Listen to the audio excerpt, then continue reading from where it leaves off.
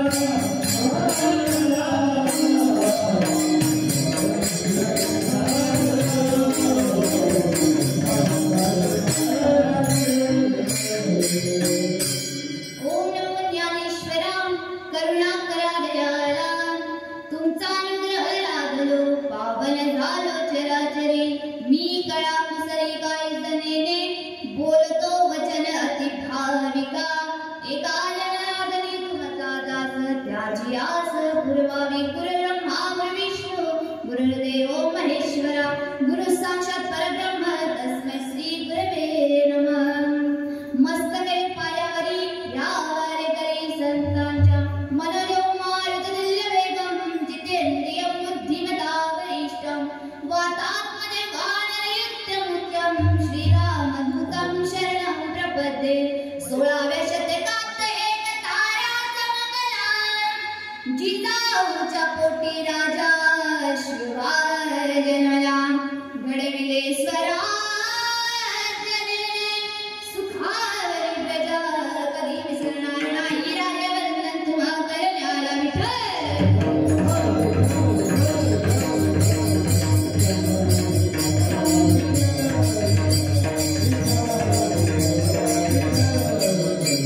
आळंदी हे गाव पुण्यभूमी ठाव दैवताचे नाव सिद्धेश्वर. 84 सिद्धार्था सिद्ध बेटी मेळा तो हा सुख सोळा कायवान. प्रस्तुत प्राप्त प्रसंगी प्राप्त स्थळी कीर्तनरूपी सेवेसाठी निवडलेला अभंग भगवंताचे लाडके भक्त नामदेवरायांचा 4 करण्याचा आणि आळंदीचे महत्त्व सांगणारा असा अभंगात सेवेसाठी निवडलेला विठ्ठल.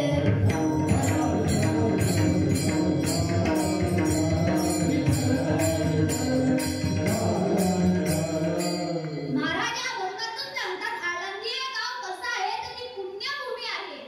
तिथे 84 सिद्धांताचा मेळा आहे. तो मेळा बघण्यासाठी स्वर्गातील देव येतात आणि देव आल्यानंतर त्या विमानातून आल्यानंतर ते म्हणजे पृष्ठवृष्टी करतात आणि म्हणून नामदेवराय म्हणतात देवा तुम्हाला जर विश्रांतीचं ठिकाण जर कुठलं पाहिजे असेल तर तुम्ही माझ्या सोबत आळंदीला जा. हा असा अभंगाचा सरळ भावार्थ असेल असं मला वाटतं. विठ्ठल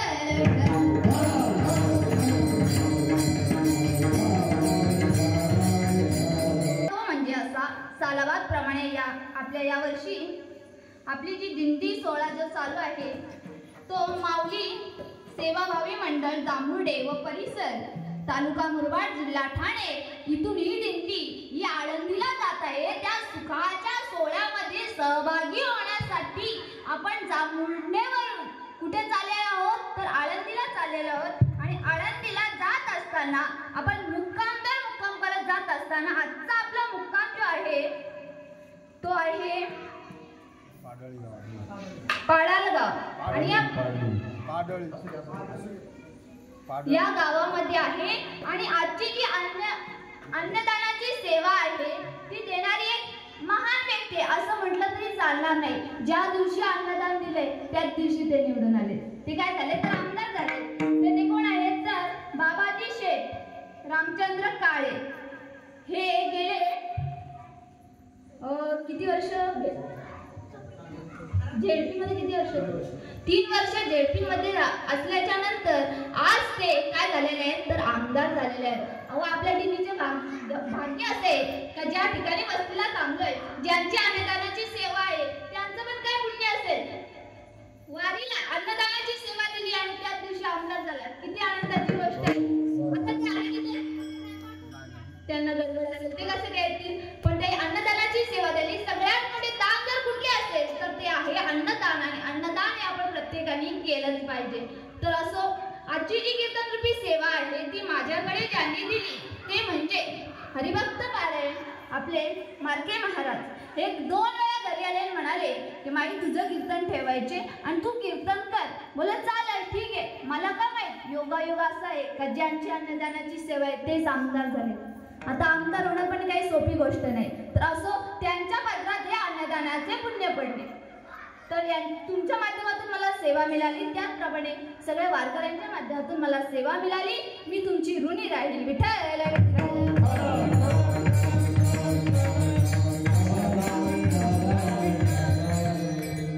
ऐका माऊली महावैष्णव ज्ञानोबारायांनी सांगितला ज्ञानाचा प्रभाव. नीट ऐका. माऊली महावैष्णव ज्ञानोबारायांनी सांगितला ज्ञानाचा प्रभाव. जगद्गुरु तुकोबारायांनी जागृत केले तुमच्या आमच्या अंतकरणातील भाव. शिवछत्रपतींनी शिकवला तलवारीचा धाव. इंग्रजांच्या त्रासामुळे संपूर्ण जनता करत होती हळहळ. त्याच वेळे 1942च्या रणसंग्रामात सिद्धगडाच्या मातीत अदालत स्थापन करून इंग्रजांचे बनून राहिले ते काळ ते वीर होते हिराजी पाटील आणि भाई कोतवाल. गेली अनेक वर्ष भक्ती रंगात रंगून गेलेले हे आपले गाव. आणि आता ऐका, कीर्तन श्रवण करत असताना तुम्ही हाताने वाजवायचे आहे. लवकर लवकर म्हणा, टाइम नाही, अर्धा तासाची सेवा आहे. हाताने काय करायचे आहे? टाळी वाजवायची. हाताने वाजवायची टाळी. विठ्ठल विठ्ठल म्हणायचं आहे वेळोवेळी. जर तुम्ही विठ्ठल विठ्ठल म्हटलं तरच तुम्ही आयुष्यातून सुटलं, नाहीतर तुम्हाला यमानेच गाठलं. जर तुम्ही वाजवली टाळी तर तुमच्या पापाची वेळ होईल, आणि नाही जर वाजवली टाळी तर यम तुम्हाला घालेल गोळी. म्हणून कीर्तन श्रवण करत असताना विठ्ठल विठ्ठल म्हणायची, करायची आहे घाई. महाराज करायची आहे घाई, कारण तुमच्या समोर कीर्तन सांगायला कोरावळे गावाची धुमाळ माई. विठ्ठल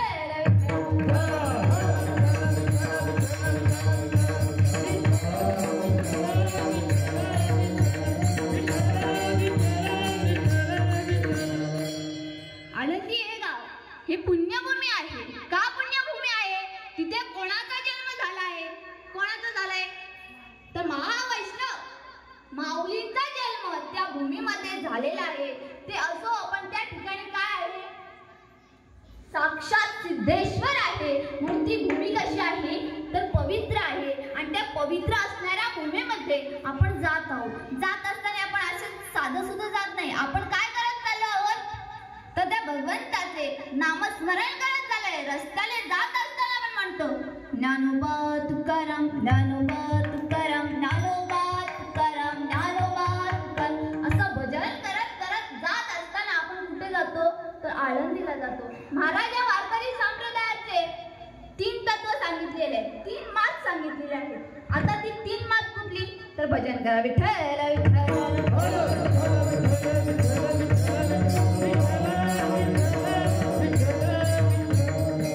या वारकरी संप्रदायामध्ये 3 मात सांगितली आहेत.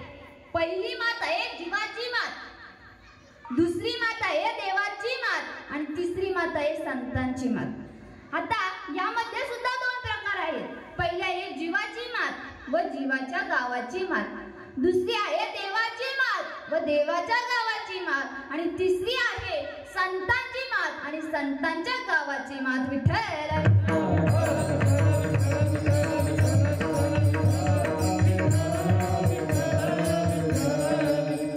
आता पहिला आहे जीवाची मात.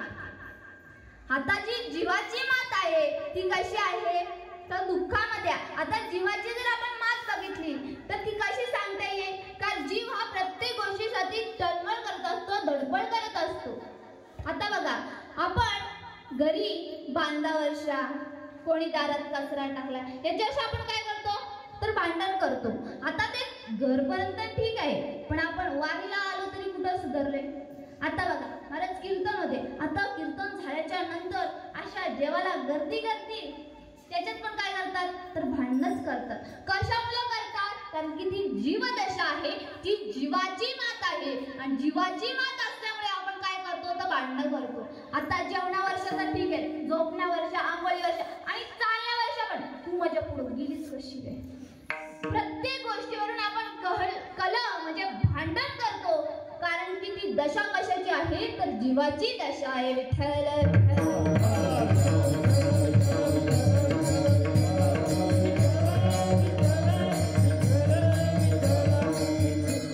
आता दुसरं आहे जीवाच्या गावाची मात. आता जीवाच्या गावाची मात म्हणजे काय तर ऐका. पूर्वी कॅलेंडर नव्हते महाराज. पूर्वी काय करायचे तर एखादा साधू म्हणा, ब्राह्मण घराघरात जायचे आणि सांगायचे उद्या चतुर्थी आहे, उद्या एकादशी आहे, उद्या अमक आहे, उद्या तमक आहे, असं जाऊन सणवार सांगायचे. आणि एकदा असाच एक ब्राह्मण एका पाटलाच्या घरी गेला. पाटलाच्या घरी गेल्याच्या नंतर त्याने पाटलाला आवाज दिला, ओ पाटील बाहेर या. पण पाटील घरात नव्हता, त्याची बायको बाहेर आली. ती म्हणाली, काय हो, काय काम आहे? ती थोडी चाबरीच होती. तर ती म्हणाली, काय काम आहे? असं म्हटल्याबरोबर तो म्हणाला, तो ब्राह्मण गरीब होता, तो म्हणाला उद्या एकादशी आहे. ती म्हणाली, कुठली एकादशी आहे? आता कुठली एकादशी कार्तिकी एकादशी. तर तो म्हणाला की कार्तिकी एकादशी आहे, उपास ठेवला तर चांगलंच आहे. ती म्हणाली चालत चालत. तिने लगेच आपल्या स्वयंपाक करणाऱ्या माणसाला आवाज दिला, ए बाहेर आहे. तो बाहेर आला. तो म्हणाला काय मालकीण? तर ती म्हणाली उद्या एकादशी आहे, कार्तिकी एकादशी आहे आणि तिच्यासाठी काय मी उपवास ठेवणार आहे. आणि हे सगळं चालू असताना त्या पाटलाच्या दारामध्ये एक म्हैस बांधलेली होती. ती पण ऐकत होती उद्या एकादशी आहे. पाटलीबाईचं लक्ष त्या म्हशीकडे गेल्या आणि ती म्हणाली मला एकादशी आहे ना, म्हशीला पण काय द्यायचं, पाणी पण नाही द्यायचा, चारा पण नाही द्यायचा, मला पण कडक एकादशी आहे. असं म्हटल्याच्या नंतर ब्राह्मण घरी गेला. ब्राह्मण घरी गेल्यानंतर दिवस उजाडला आणि उजाडल्याच्या नंतर एकादशी सुरू झाली. ती पाटलीबाई नवीच होती ना, तिने पहिल्यांदाच एकादशी धरलेली. तिने सकाळी सकाळी उठल्यानंतर देव धुतले, त्यांना गंध लावले. गंध लावल्याच्या नंतर तिने विचार केला एकादशी आहे, काही खायचं नाही. तिने काय एक जागी गप बसली. बसल्याच्या नंतर तिला करमतच नाही. इथून उठते तिथून उठते तिथून उठते. 10 वाजले, 11 वाजले, 12 वाजले, 1 वाजले. पाटलीबाईला काय आता थारच होत नाही. तिने विचार केला आता करावं काय करावं. स्वयंपाक करणाऱ्याला आता दिली सुट्टी, आता करायचं तरी काय. मग तिने काय केलं, ती तिच्या स्वयंपाकघरामध्ये गेली आणि घरामध्ये गेल्याच्या नंतर मसाले भात बनवला, पापड तळले, मिरगुटी तळली, भजी पण काढले, लोणचा घेतला आणि केलीच एकादशी. पण ती म्हैस होती, तिला सकाळपासून चारा पण नव्हता घातला, पाणी पण नव्हतं घातलं. आता सांगा खरी एकादशी कोणी केली? म्हशीने केली. कशामुळे? आता सांगा, पाटलीने गावाची पाटली म्हणून गावच बुडवायचं का? ही आहे जीवाच्या गावाची मात. विठ्ठल विठ्ठल.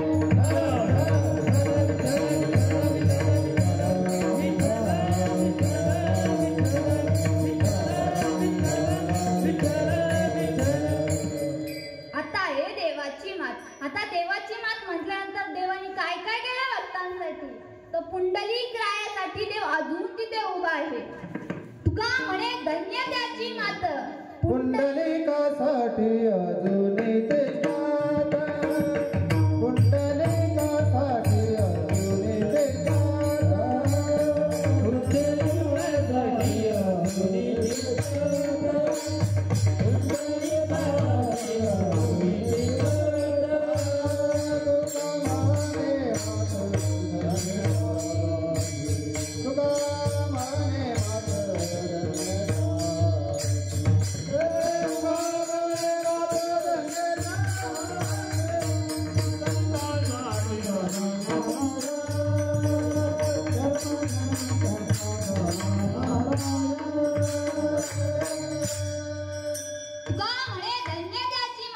पुंडलिकासाठी अजून एक निश्चित ही आहे देवाची मात. आता आहे देवाच्या गावाची मात. देवाच्या जर आपण सानिध्यात गेलो तर तो आपलं कल्याण हे नक्कीच करतो. आता देव बघत नाही का हा आगरी जातीचा आहे, कुणबी जातीचा आहे, ह्या पंथातला आहे, त्या पंथातला आहे, ह्या गावातला आहे, त्या गावातला आहे, ह्या पार्टीतला आहे, त्या पार्टीतला आहे, काही बघत नाही. बघतो तर काय बघतो? अंतःकरणातील शुद्ध भाव बघतो. ही आहे देवाची मात. देवाची भाव ज्याचा झाला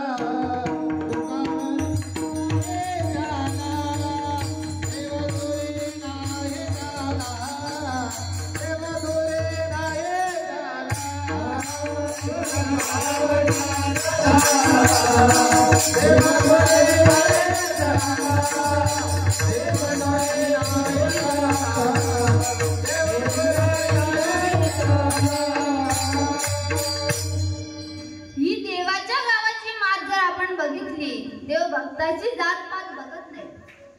एकदा काय झालं, चोखोबा हे देवाचे भक्त होते आणि भक्त असल्यामुळे पण चोखोबा हे शूद्र जातीतील होते. असल्यामुळे चोखोबाला मंदिराच्या गाभाऱ्यामध्ये प्रवेश नसायचा. बाहेरूनच देवाचं दर्शन घ्यायचं आणि जायचं. पण चोखोबा हे भक्त होते आणि भक्त असल्यामुळे एकदा देवाला त्या भक्ताचा कळवला आला. देवाला वाटलं माझ्या भक्ताने माझ्या समोर बसावं, माझ्याशी बोलावं. म्हणून देवाने एक दिवशी काय केलं, रात्री चोखोबाच्या घरी गेला. चोखोबाच्या हाताला धरून गाभाऱ्यात आणले आणि बसवलं. बसवल्याच्या नंतर देव आणि भक्ताचा संवाद चालू होता. तो संवाद चालू असताना एवढा वेळ झाला. सकाळी काकडा आरतीची वेळ झाली. काकडा आरतीची वेळ झाल्यानंतर जी बडवे मंडळी होती ती मंदिरात गेली आणि मंदिरात गेल्याच्या नंतर बघतात तर काय, हा शूद्र जातीचा चोखोबा तो गाभाऱ्यात आलाय. त्या बडवे मंडळींची तळ पायाची मस्तकाला गेली. त्यांना खूप राग आला. आता करावं तरी काय करावं, पण देवाने तेवढाच संधी साधली आणि ते विटेवर गेला. एकटाच चोखोबा तिथे बसला होता. त्यांना खूप राग आला.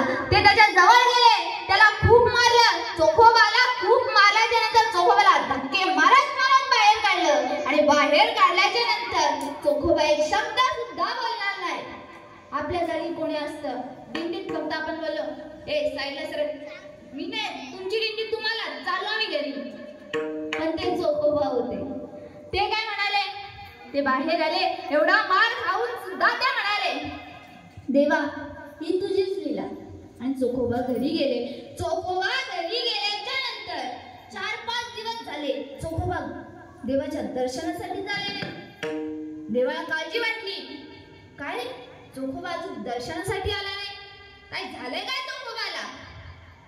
त्यानंतर देवाला यात काहीतरी सांगायचं होतं. देवाला काय सांगायचं होतं, तर देवाला सांगायची होती का माझी मात काय आहे, आणि ती सांगण्यासाठी आणि संतांचा महिमा सांगण्यासाठी देवाने काय केलं, त्याच वेळी देवाने स्वर्गातील जे अमृत होतं ते नासवलं. आणि अमृत नासल्याच्या नंतर इंद्रदेवाच्या दरबारामध्ये जी लोक होती त्यातील एकाने अमृत प्राशन केलं. प्राशन केल्याच्या नंतर तो गतप्राण झाला. आणि गतप्राण झाल्याच्या नंतर इंद्राला समजलं की अमृतामध्ये काहीतरी दोष आहे, अमृत नासले का काय, अशी इंद्रदेवाला चिंता पडली. आणि चिंता पडल्याच्या नंतर आता करावं तरी काय करावं, अमृत नासले, आता काय करावं, इंद्रदेवाला मोठा प्रश्नच पडलेला. आणि त्या प्रश्नाचं उत्तर देण्यासाठी तिथे नारदजी आले. त्यावेळी नारदजी म्हणाले, एवढंच ना, अमृतच नासले ना, तर तुम्ही काय करा, तुम्ही जमुया द्वीपामध्ये एक गाव आहे, त्या गावामध्ये जा आणि तिथे विठू नावाचा पाटील आहे, त्याला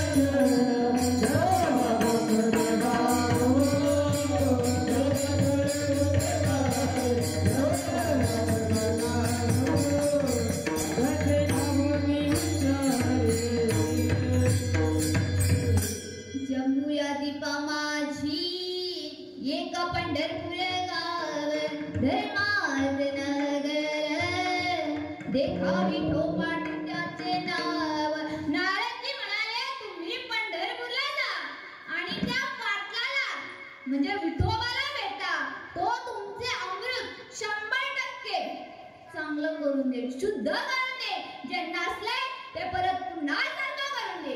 म्हणून इंद्रदेवाने व सगळ्या देवाने नारदांवर विश्वास ठेवला. आणि नेमकं एकादशीच्या दिवशी सगळे देवगण पंढरपूरला आले.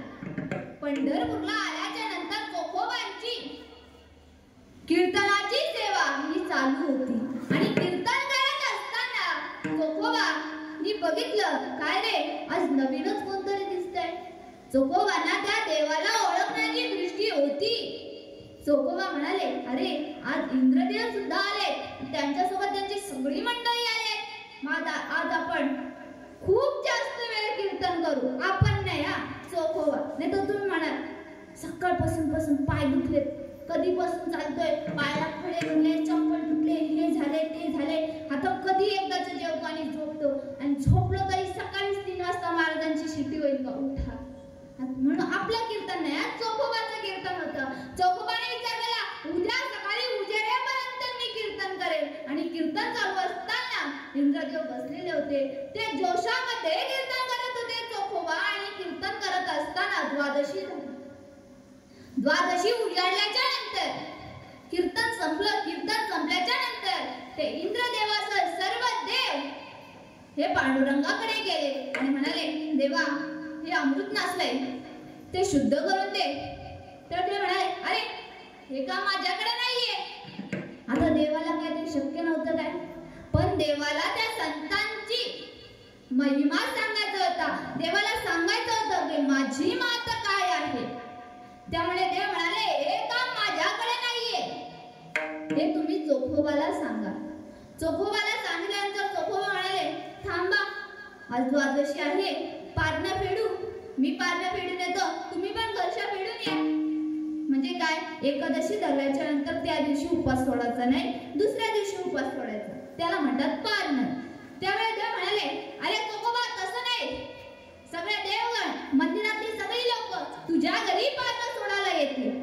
असं म्हटल्यानंतर जी बडवे मंडळी होती ती म्हणाले, देवा वेडा झालाच काय, हा चोखोबा शूद्र जातीतला आहे, त्याच्या घरी पारणं सोडायचं, तो अशुद्ध आहे, त्याच्या घरी पारणं सोडायचं नाही. देव म्हणाले, चला.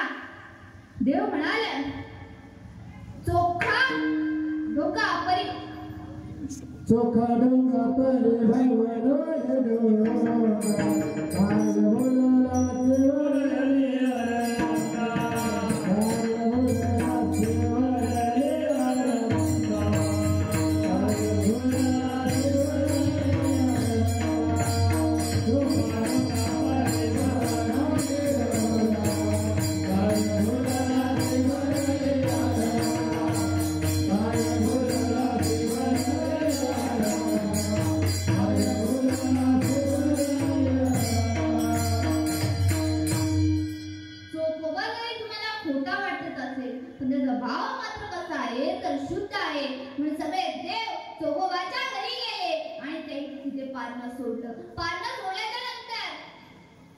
इंद्रदेव म्हणाले, चोखोबा हे अमृत शुद्ध करा. तर चोखोबाने काय केलं, आपल्या करंगळी होती ते त्या अमृतामध्ये टाकले आणि अमृत शुद्ध झालं. कसं तर, स्वर्गीचे अमरनाथाचे अमृत नासिले, चोखोबाने करंगळीने अमृत शुद्ध केले. चोखोबाने आपली करंगळी त्या अमृतामध्ये टाकली आणि ते अमृत कसं झालं तर शुद्ध झालं. म्हणून देवाला काय माझी मात इथपर्यंत आहे, मी माझ्या संतांना कधी कमी लेखत नाही. जो माझ्याशी चांगला आहे त्याच्याशी मी चांगलाच असतो. देवाला इथे देवाच्या गावाची मात सांगायची होती. विठ्ठल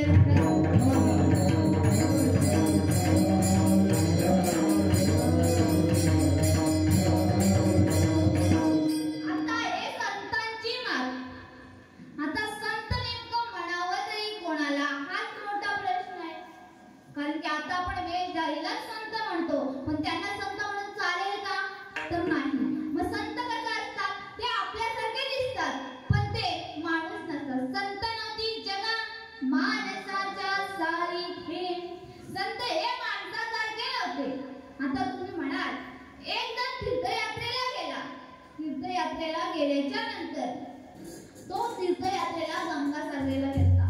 तिथे गेल्याच्या नंतर तो फिरत असताना त्याने अथांग समुद्र बघितला. पहिल्यांदाच अथांग समुद्र बघितल्याच्या नंतर तो जोराने ओरडला, किती मोठी नदी आहे, किती मोठी नदी आहे.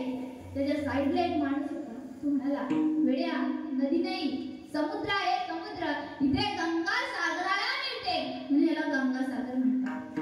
त्यानंतर तो भगवान शंकराच्या पिंडीच्या दर्शनासाठी गेला. तिथे गेल्याच्या नंतर ती अति सुंदर पिंड बघून तो ओरडू लागला, काय सुंदर दगड आहे, काय सुंदर दगड आहे. परत तोच माणूस साईडला होता. तो म्हणाला, ग मार खाशी लोकांच्या, हा काही दगड आहे का, ही भगवान शंकराची पिंड आहे, त्याला दगड म्हणून चालणार नाही.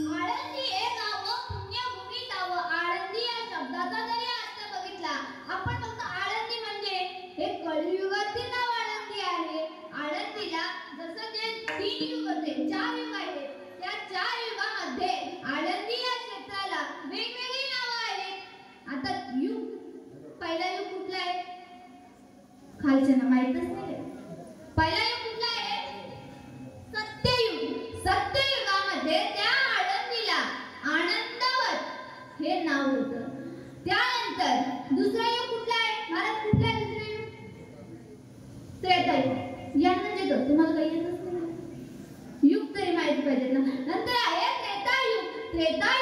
मध्ये या आळंदीला वारुळ हे नाव पडलं. त्यानंतर जे युग आलं ते आहे द्वापार युग आणि द्वापार युगामध्ये या आळंदीला जे नाव पडलं ते तुम्ही मला सांगायचं. कुठलं नाव आहे? आता मी एकटीच बडबड करू का? तुम्ही काय बोलणारच नाही.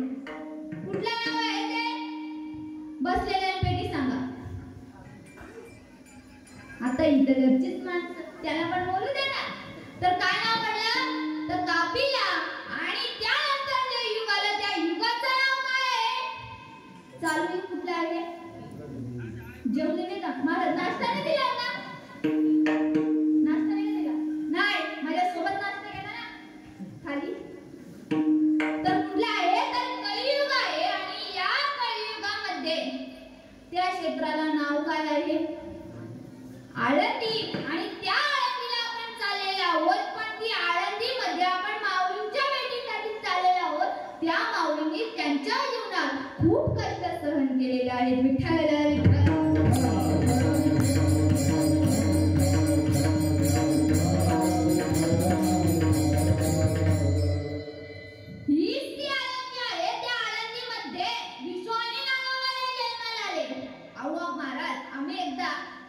यात्रेला गेलो काशी, परत इकडे उत्तराखंड मध्ये गेलो. काशीला पण तेव्हाच गेलो. तर तिथे जात असताना आम्ही कुठे गेलो? आपण इथे गेलो, आम्ही द्वारकेला गेलो, मथुरेला गेलो. आता द्वारका आणि मथुरेला गेल्यानंतर माझ्या एक खूप सुंदर घटना झाली. तर तिथे गेल्यानंतर ते गायडन्स असतात बघा, ते आपल्याला सांगतात की ते असं झालं तसं झालं. मग तो एक होता ना, तो खूप हुशार होता. तो त्याला म्हणजे आम्ही सांगितलं असतं आम्ही कीर्तन करते. मला आनंद झाला त्याला सांगताना. मी बोला मी कीर्तन करते. तो म्हणला कीर्तन हा देवाचं नाव घेतो. तर कुठल्या मेलो? आमचे विश्वाली नाडोबर आहेत, तुकोबर आहेत, यांच्याबद्दल आम्ही सांगतो, कृष्णाबद्दलही सांगतो, रामाबद्दलही सांगतो. तर तो मला म्हणाला, महाराज, तो मला म्हणाला तुमच्या महाराष्ट्रात काय नाही, आमच्या इकडे बघा एक पत्नी एक वाणी एक पत्नी धारण करणारा प्रभू राम आमच्या भूमीत जन्माला आला. बोलो हा माहिती आहे ना मला. तर तो पुढे म्हणाला त्यानंतर आमच्या भूमीमध्ये कोण जन्माला आला माहिती आहे का? भगवान श्रीकृष्णाचा अवतार सुद्धा या भूमीमध्ये झाला, या उत्तराखंडामध्ये झाला.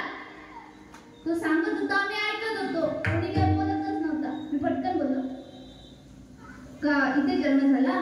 ठीक आहे. तो म्हणाला माती खा. बाळकृष्ण जिथे म्हणजे अशी खेळत होते ना, तर तो म्हणतात इथले माती खा, इथले हे बघा ते बघा. आणि सांगत असताना तो खूप सांगत होता की इथे आमच्या कृष्णाचा जन्म झाला, रामाचा जन्म झाला. तर मी त्याला एकच म्हणाले, तो बरं ते आलाच नाही. तो त्याने दुसऱ्याला पाठवला.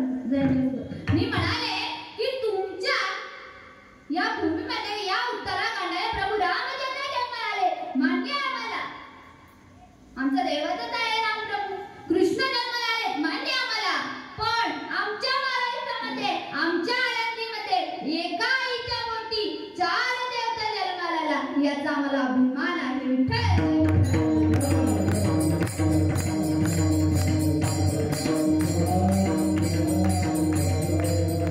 महाराज काही काही लोक अशी भेटतात ना ज्यामध्ये ते बोलतात, पण घरचे सांगितलंय बोलायचं नाही, कारण की माझ्यासारखी आगाव मीच आहे.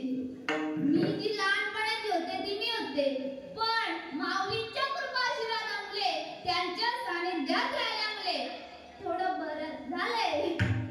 पण थोडं आहे माऊलींच्या सानिध्यात कमी लागलं ना, त्या चुकी आमची. लहानपणापासून माऊलींच्या सानिध्यात राहिलो, त्याच्या आधी मी होते ना बेकार होते. शाळेत तरी गेले ना, मी मराठी पहिले मी इंग्लिश स्कूलला होते, नंतर मी मराठी शाळेत गेले. 5 दिवस झाले शाळेत जाऊन. 5व्या दिवशी एक पोर काहीतरी बोलली, पेन घेतला तिच्या हातातच मारला. ती घरी सांगायला लागली, माझ्या मम्मीला पण लक्षात असत. ती काहीतरी बोलली मला, मी पेन घेतला आणि बसला. त्यानंतर काय झालं, तर त्याच्यानंतर एवढी मी नाही केलं का माझ्यासारखी नीट आहे, पण माऊलींचा सानिध्य लाभलं आणि माझ्यासारखी मुलगी सुद्धा कीर्तन करू लागली. कोणाचंही न ऐकणारी सगळ्यांना सांगू लागली की तोच एक देव आहे. कशामुळे? तर त्या माऊलींच्या सानिध्यात राहिल्यामुळे. त्या आळंदीमध्ये राहिल्यानंतर आळंदीमधला प्रत्येक माणूस, आता आपण आळंदीला गेल्याच्या नंतर प्रत्येक माऊली पुढे सरका, माऊली पुढे सरका, माऊली इकडे नका जाऊ, माऊली तिकडे नका जाऊ, माऊली पुढे जा. पण त्याच माऊलीवर कधी खिसा घालतात ते पण नाही समजत. पण जी आळंदी भूमी आहे ती कशी आहे तर सगळ्यात कशी आहे तर पवित्र आहे. माऊलींचं सानिध्य आपल्याला लाभलं आहे. आपल्याला आळंदी जवळ आहे. सहसा म्हटलं तर आपल्याला आळंदी जवळ आहे. आळंदीमध्ये कुठून वारी येते. लोक महिनाभर प्रवास करून येतात. आपण तरी 7-8 दिवसच चालतो. तरी आपण म्हणतो लय चाललोय बाबा, आता 2-4 दिवस मस्त आरामच करतो. पण जास्त आपण कुठे चालतो. ती लोक किती चालतात, रात्रीचे पण चालतात. ती कोणासाठी तर त्या माऊलींसाठी. त्यांना सुद्धा हा सोहळा बघायचा आहे.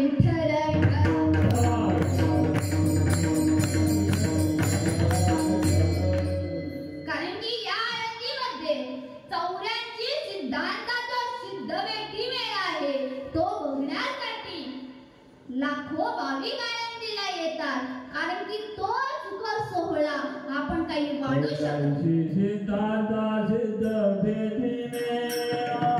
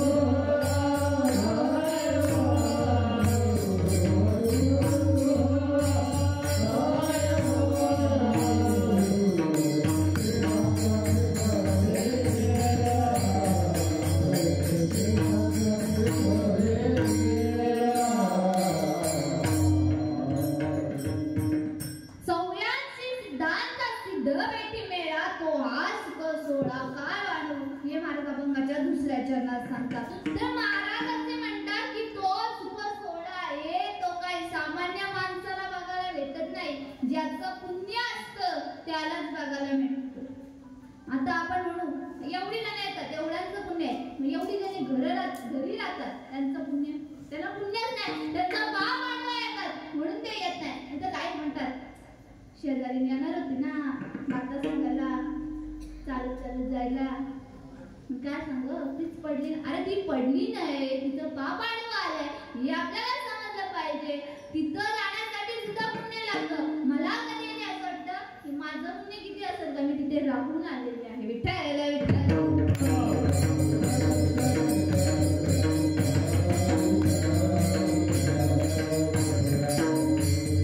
आणि आपण ज्या आळंदीला त्या सोहळ्यासाठी चाललेलो आहोत, तो सोहळा पाहण्यासाठी फक्त मनुष्य प्राणी येतो असं नाही. आता तुम्हाला एक सांगावं असं वाटतं की जर आपल्या माणसांची जर अक्कल असते ना तर आपण सगळी जण आलो असतो चालत.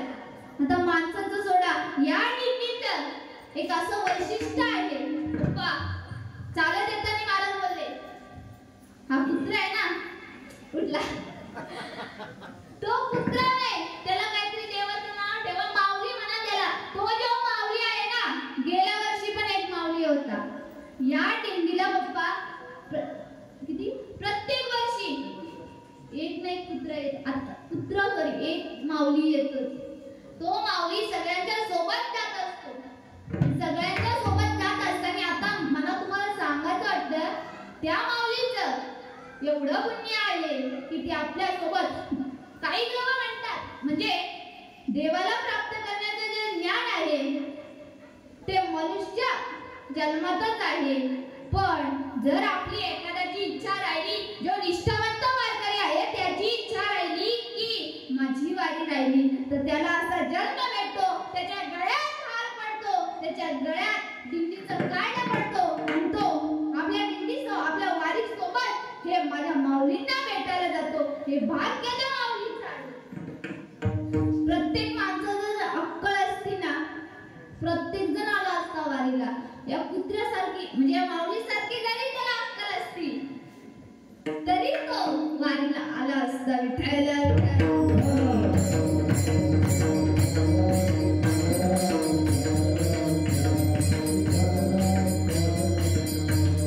म्हणून तो आळंदीचा जो सोहळा आहे ते बघण्यासाठी सर्वजण जातात, पण स्वर्गातून देव सुद्धा येतात आणि विमानाने पुष्पांची वृष्टी करतात.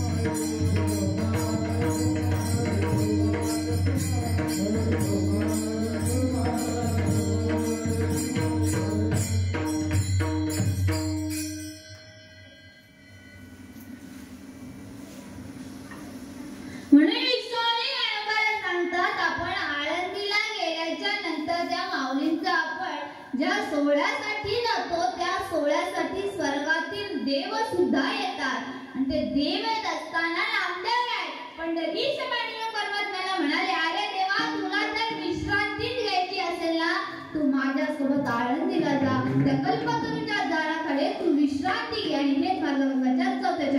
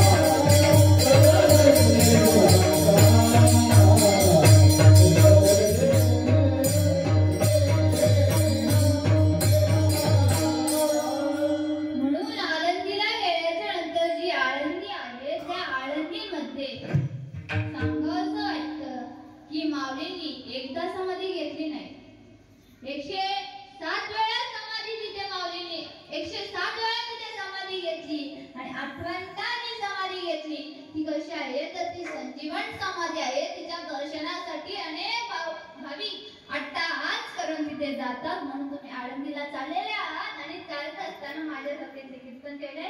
मी तुमची ऋणी राहील. त्याप्रमाणे झालेली सेवा पंढरीच्या पांडुरंग परमात्म्याच्या चरणी अर्पण करते. विश्वमाऊली विश्वगुरु माऊलींच्या चरणी सुद्धा अर्पण करते. सगळ्या संतांच्या चरणी अर्पण करते. त्याचप्रमाणे माझे गुरुवर्य हरिभक्त पारायण ब्रह्मलीन वैकुंठवासी डिंगोऱ्यांना गोठेकर शहापूर यांच्या चरणी सुद्धा समर्पण करते. त्याचप्रमाणे माझे गुरुवर्य हरिभक्त पारायण विश्वगुरु फाउंडेशनचे अध्यक्ष आळंदी निवासी सचिन महाराज जाधव यांच्या चरणी सुद्धा अर्पण करते. त्याचप्रमाणे माझे गुरुवर्य हरिभक्त पारायण माझे आजोबा धुमाळ आप्पा यांच्या चरणी अर्पण करते. त्याचप्रमाणे सगळ्या भाविकांच्या चरणी अर्पण करते. आणि झालेली सेवा ज्यांच्या माध्यमातून मला ही सेवा मिळाली ते महाराज यांच्या चरणी सुद्धा अर्पण करते. त्याचप्रमाणे ज्यांची अन्नदानाची सेवा आहे आणि जी आज आमदार झाले आहे, तुम्ही म्हणाल मी कुठल्या पक्षाचा प्रचार करणार नाही, पण सांगावंसं वाटतं. मला तरी वाटतं पहिला माणूस असा असेल जो वारकरी सुद्धा आहे. तो पॉलिटिक्स मध्ये आहे ते मान्य आहे, पण तो वारकरी सुद्धा आहे. पंढरीची वारी तो नित्य नेमाने करतो असे महाराज सांगत होते. त्यांच्या आयुष्यामध्ये जेवढं त्यांनी पुण्य केलं ते त्यांनी स्वतःसाठी पण केलं, पण परमात्म्यासाठी सुद्धा केलं. एकदा सुद्धा त्यांची वारी ही चुकली नाही. आणि अशा महान व्यक्तीचं पंढरीची वारी करतो म्हणजे तो महानच आहे. अशा महान व्यक्तीने आपल्याला अन्नदानाची सेवा दिली, त्यांचे सुद्धा मी आभार मानते. त्याचप्रमाणे त्यांना भगवंत पांडुरंग परमात्मा भविष्यवाणी देवो असं मी माऊलींकडे सगळं सुद्धा करते. त्याचप्रमाणे झालेली सेवा सर्वांच्या चरणी अर्पण करते आणि सेवेला पूर्ण विराम देते. थांबा. त्याचप्रमाणे कीर्तनासाठी ज्यांनी मृदुंगाची साथ दिली ते म्हणजे राजेश शेळके, राहुल शेळके. मला असं वाटतं पक्का दोनचे जमले वाटते का पक्का झाले म्हणून ते जमलेले वाटतात.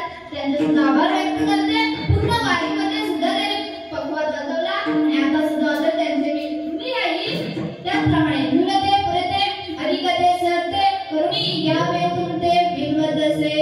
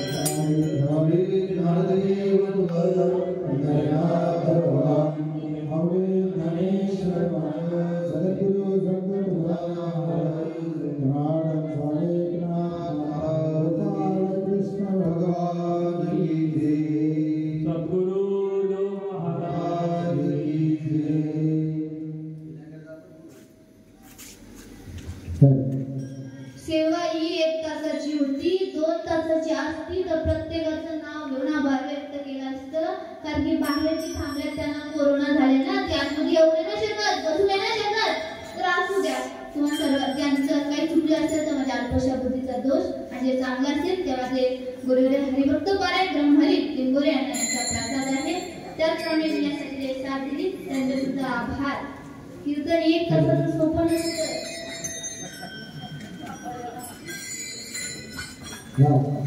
Hello.